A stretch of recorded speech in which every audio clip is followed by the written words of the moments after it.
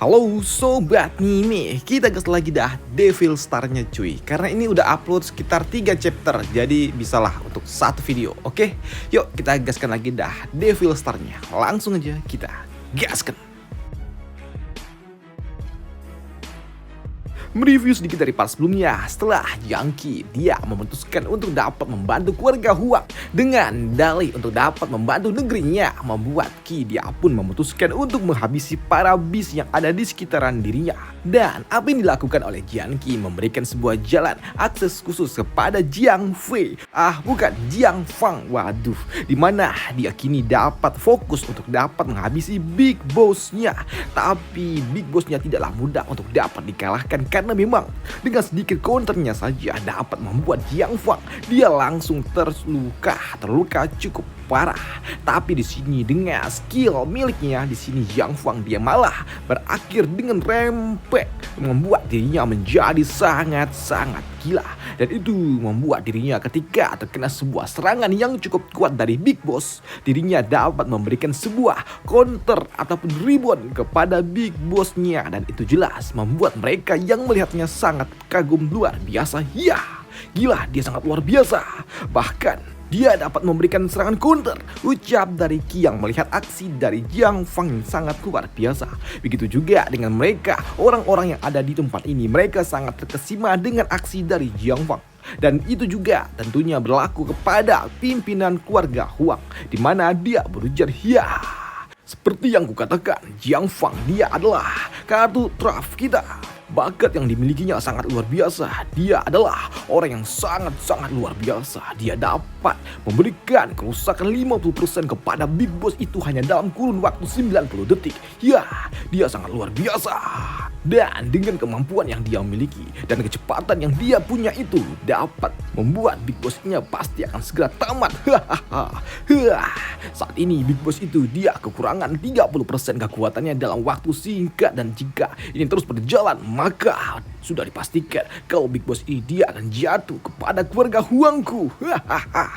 Ucap dari orang tua itu yang melihat Jiang Fang dapat mencoba menghabisi Big Boss-nya. Tapi mereka tidak menyadari kalau Big Boss-nya belum melakukan serangan counter yang lebih mengerikan lagi. Karena saat ini ketika Big Boss dia pun sadar membuka matanya dan melepaskan sebuah serangan counter, membuat mereka semua yang melihatnya pun shock. Karena ketika counter itu datang, Jiang Fang dia langsung terkena dengan sangat telak di dadanya. Dan itu membuatnya langsung berputar-putar di tanah setelah dia terkena serangan counter dan berakhir dengan luka yang sangat cukup mengerikan. Dan itu jelas membuat mereka semua yang menyaksikannya tidak percaya kalau ternyata kartu truf yang mereka miliki tidak dapat mengalahkan Big Boss-nya. Dan itu jelas membuat mereka yang saat ini melihat Big Boss ternyata memiliki sebuah tentakel di belakang tubuhnya, membuat mereka pun shock. Tidak, Aku tidak menyangka ternyata kita belum dapat mengalahkan bosnya ini, ucap dari petua keluarga Huang. Aku rasa ini telah berakhir dan sepertinya saat ini keluarga Huang tidak benar-benar dapat mengalahkan Big Boss itu. Dan jika Jiang Fang jatuh, maka pertempuran ini sudah dapat dipastikan akan kalah, ucap dari petua itu.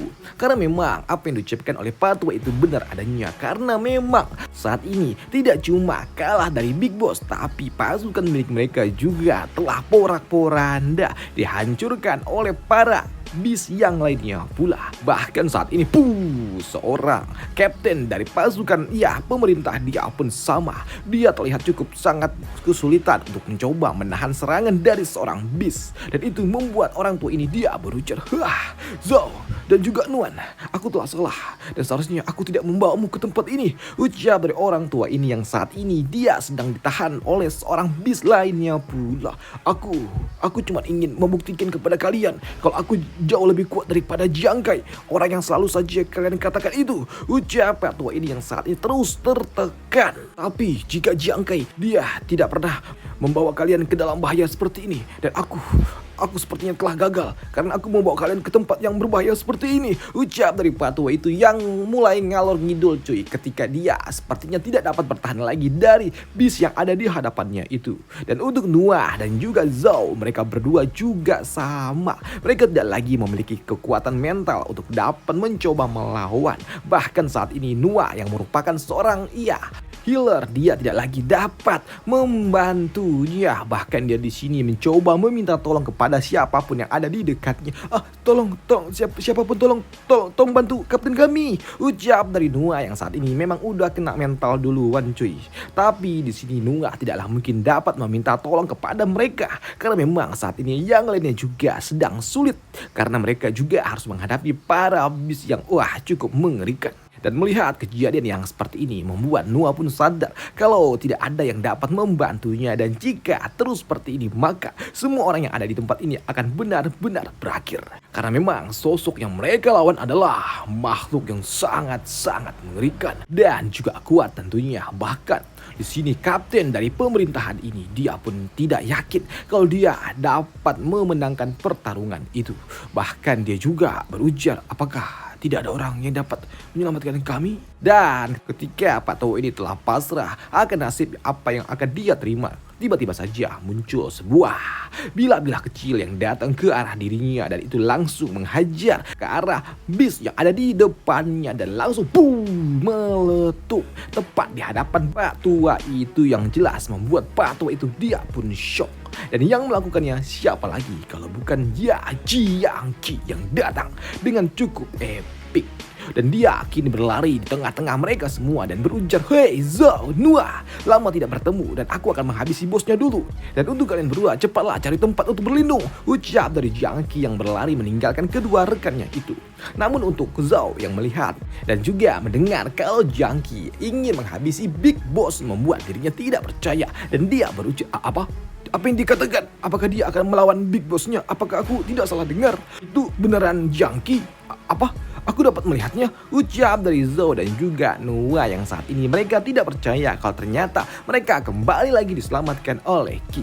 Sedangkan di sisi lainnya, para beast mereka masih berhadapan dengan para pasukan milik keluarga Huang. Tapi di tengah-tengah pertandingan itu, di sini mereka, para hunter yang lainnya, mereka pun merasakan sesuatu yang mengusik perasaan mereka dan itu membuat mereka berpikir, "Hei, apa yang terjadi? Kenapa aku merasakan ada seseorang yang mendekatiku dan aku memiliki rasa ingin menghabisinya?" Ucap dari mereka yang saat ini tiba-tiba saja merasakan perasaan yang sangat aneh. Dan hal itu ternyata berasal dari status yang dimiliki oleh Jiangqi yang diucapkan oleh kedua orang ini. "Hei, Kapten Qi, apa yang dia lakukan? Kenapa dia berlari di tengah-tengah mereka semua? Apakah dia lupa akan status buron yang dia miliki?" Ucap dari kedua orang ini. Tapi untuk Jiangqi yang memang melintasi para hunter yang sedang menghabisi para beast itu, membuat dirinya memancing sebuah amarah dan juga emosi dari para hunter yang lainnya dengan status buron yang dia miliki. Maka dari itulah membuat para hunter yang lainnya kini mereka tidak lagi fokus untuk dapat menghadapi para beast dan mereka kini mulai mengarahkan pandangan berburu mereka ke arah Qi dan itu membuat salah satu dari mereka berujar, "Perasaan macam apa ini? Rasa haus seperti apa ini tiba-tiba saja muncul?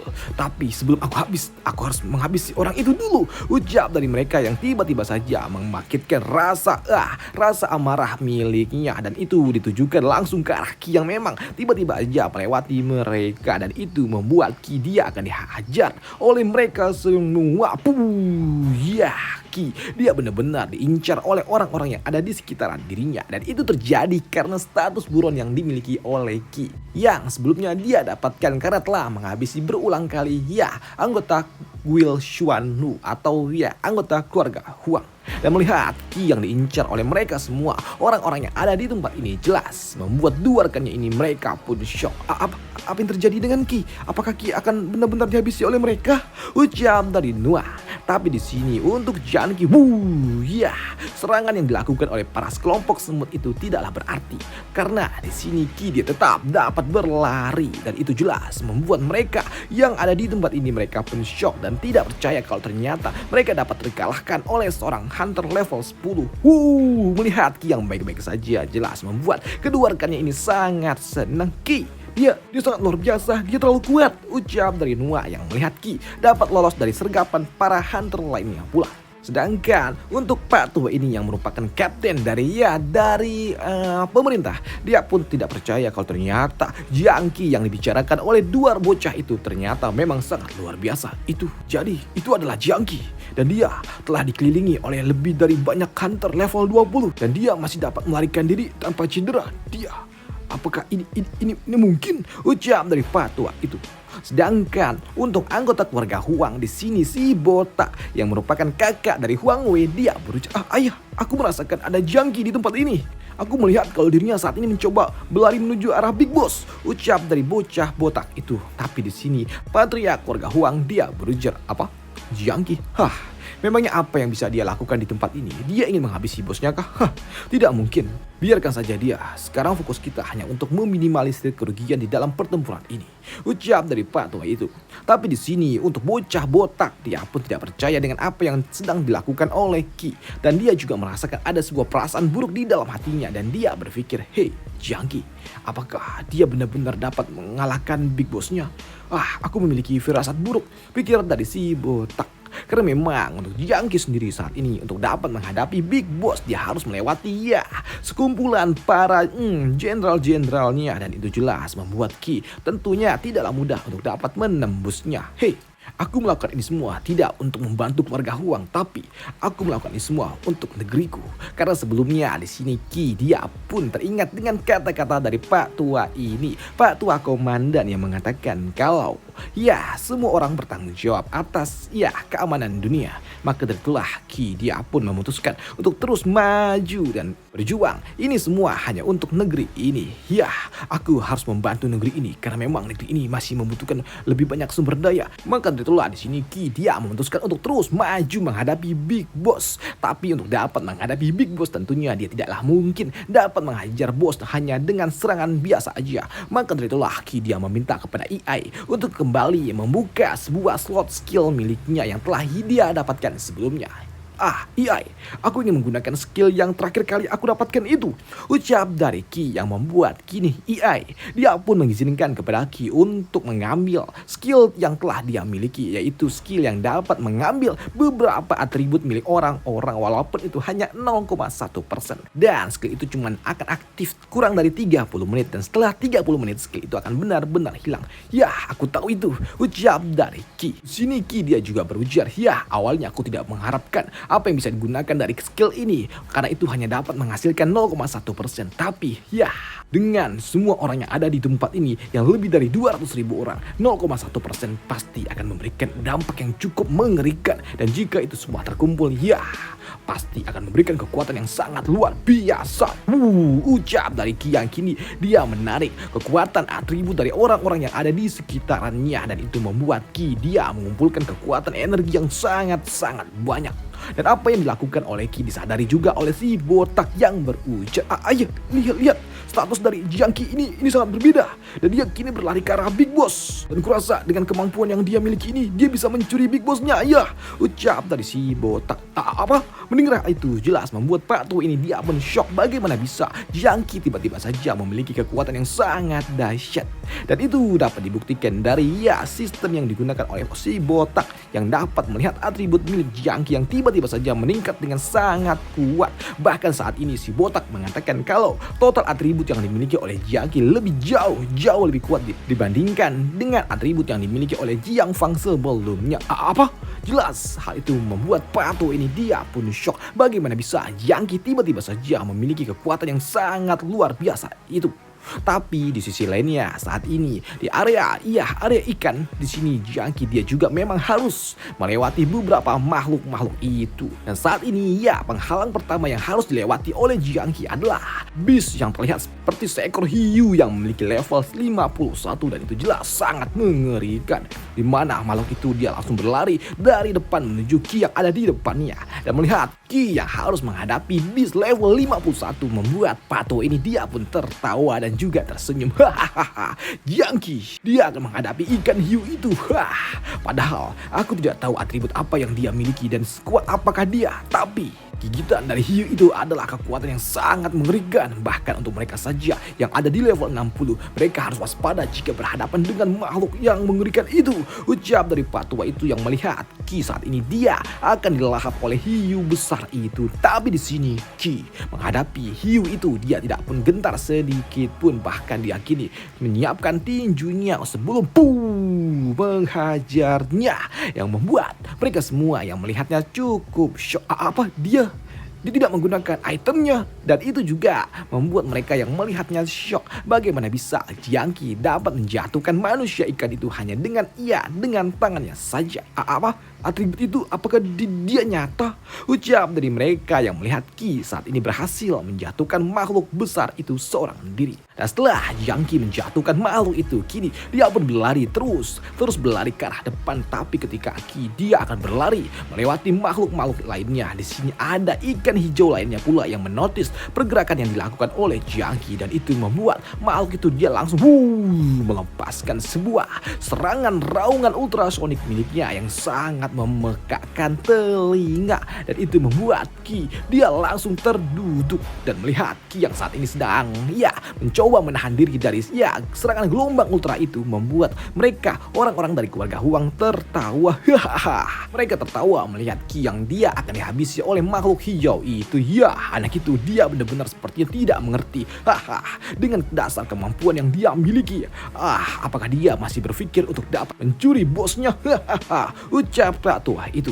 Sedangkan untuk Jiangqi saat ini dia memang cukup berbahaya. Kondisinya sangat-sangat berbahaya karena saat ini Ki dia hanya dapat terduduk menahan gelombang ultrasonik yang sebelumnya diberikan oleh makhluk hijau itu, dan itu membuat Ki dia pun menjadi sasaran empuk yang akan dihajar oleh makhluk itu. Dan melihat Ki yang tidak dapat bergerak, jelas membuat kedua rekannya ini mereka pun shock. Tapi ingat, Ki dia tidak lagi cuma memiliki dua rekannya, tapi di sini Ki dia memiliki seorang teman yang dapat membantu dirinya, yaitu tukang minum ini, yang setelah dia meminum apa yang ada di tangannya, dia kini menjadi tidak akan terkendali lagi, dan itu membuat aku tidak akan menyerah. Maka itulah di sini Ruan dia pun berlari menerjang makhluk yang ada di depannya itu dan menyundulnya. Dan seperti biasa di sini Ruan dia menganggap makhluk hijau yang ada di depannya ini adalah seorang wanita cantik, karena memang kesadarannya juga udah mulai goyah setelah dia banyak sedikit minum sirup. Waduh. Apakah pria berkualitas sepertiku tidak bisa menarik pandanganmu? Ucap dari Ruan yang seperti itulah kalau dia udah banyak minum. Yang dia pikir kalau depannya adalah wanita cantik, padahal makhluk seperti itu. Waduh. Dan sampai jumpa di part selanjutnya, dan ini karena sudah mentok cuy. Mentok dari sananya cuman sampai sini aja. Dan sampai jumpa di part selanjutnya. Bye. Thank you.